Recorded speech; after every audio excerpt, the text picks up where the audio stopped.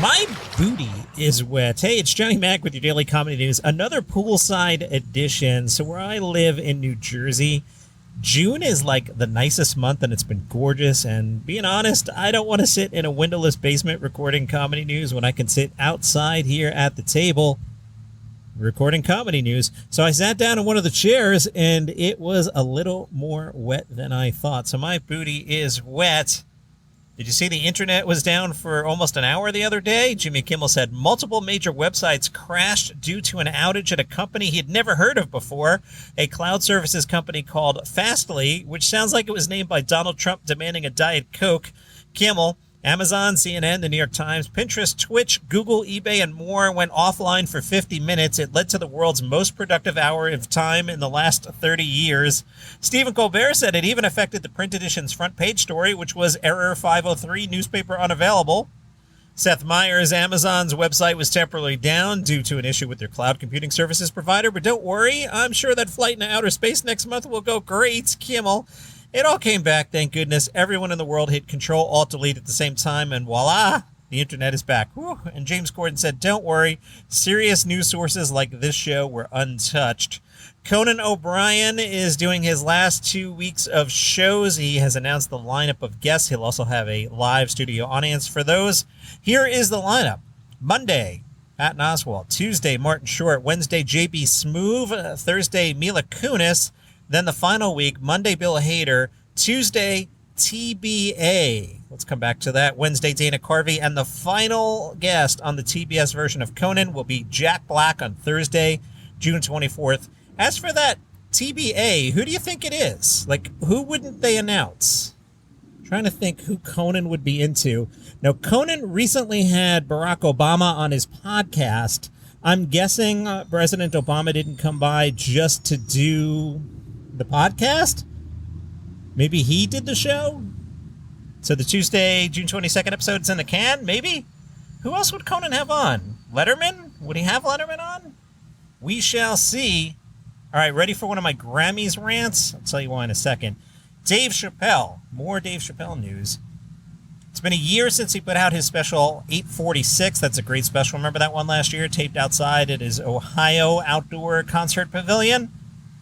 Well, he's teamed up with Third Man Records to produce a vinyl of the special. The vinyl, also titled 846, will have a limited run of 846 copies. Let me jump in here.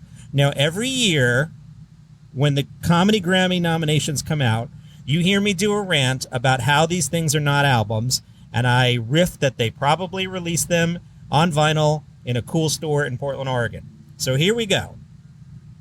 Dave Chappelle's video special 846 is technically being released as an album. 846 copies worth on vinyl from Third Man Records, which I believe is in Nashville, and I believe I've been there. Now, that'll make it eligible for a Grammy, and there's a good chance it'll win. But let me ask you, when I say to you, hey, here's a comedy album, is that what you're thinking of? Are you really thinking of about 846 copies of something pressed to vinyl? Or are you thinking of something else? You know, something that was released as a comedy album?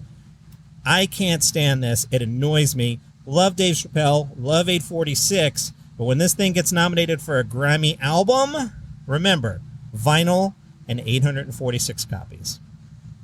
The B-side of Dave Chappelle's vinyl release of 846 will feature poet Amir Suleiman performing My Insides Out and We Must Win, as well as a track titled White Noise, which is 8 minutes and 46 seconds of silence in remembrance of George Floyd and all the other victims of police brutality and systemic racism.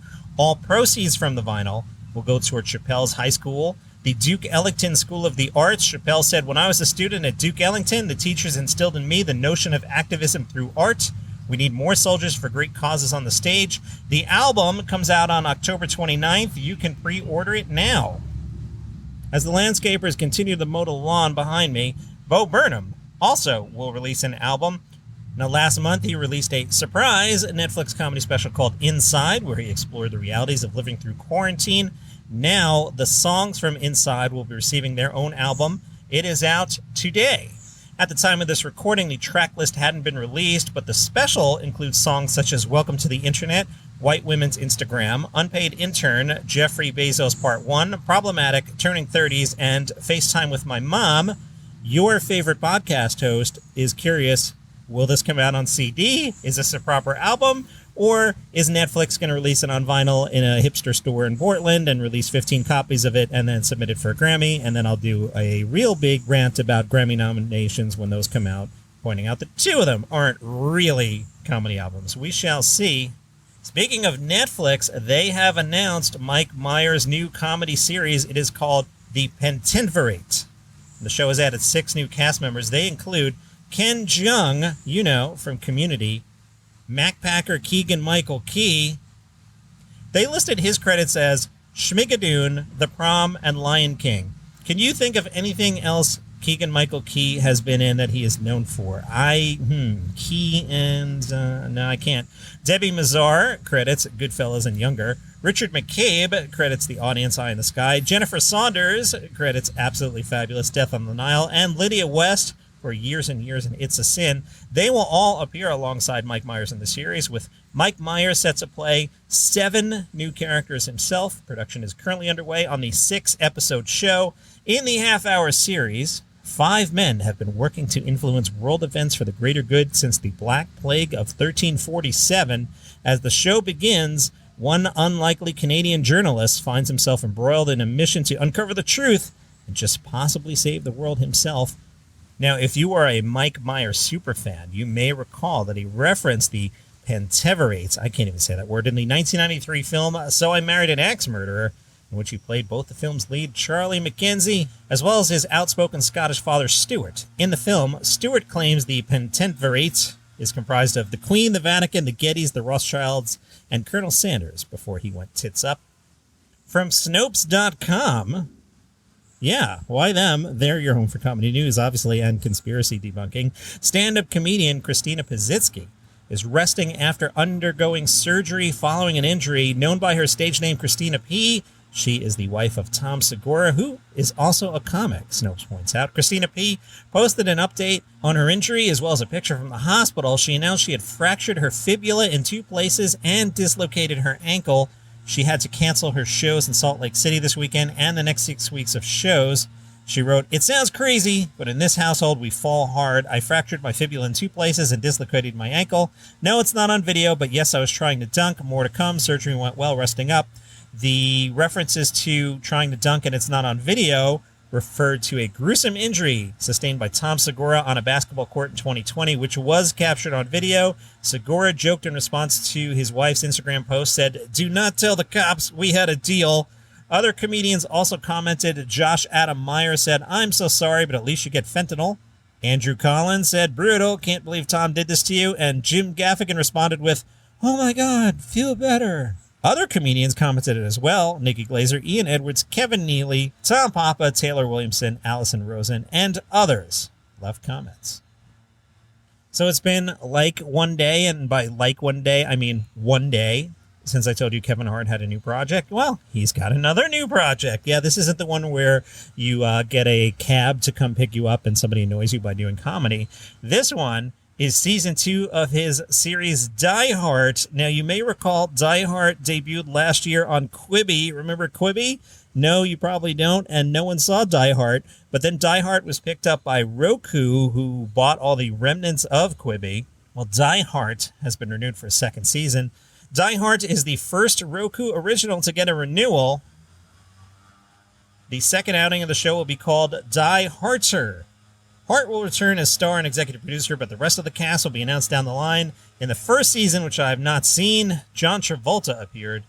From Fox News, Katt Williams is the latest comedian to speak out about cancel culture. Sure, why not? Katt said, "If you ask all the people who didn't make it to the NBA, if you ask them if we just lowered the goal down another foot, they would all tell you they'd make it.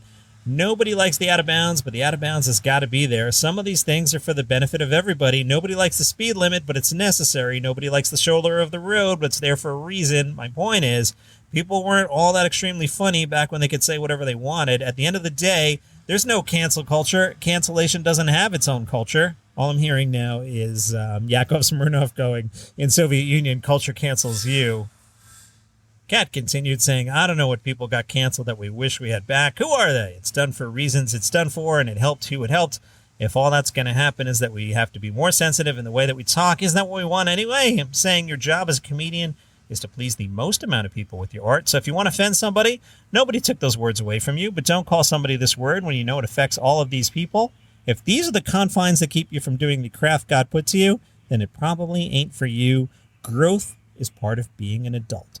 And that is your comedy news for today. I'm going to jump in the pool since my booty is wet anyway. If you like what I do here, you can go to buymeacoffee.com/dailycomedynews. Throw $5 in the tip jar. I will take your money. I will drive to the National Donuts chain and I will order a large iced coffee with butter pecan, is what I'm into these days, and milk, of course. Follow the show on Spotify, Apple Podcasts, Google Podcasts, or wherever you get your shows. See you tomorrow.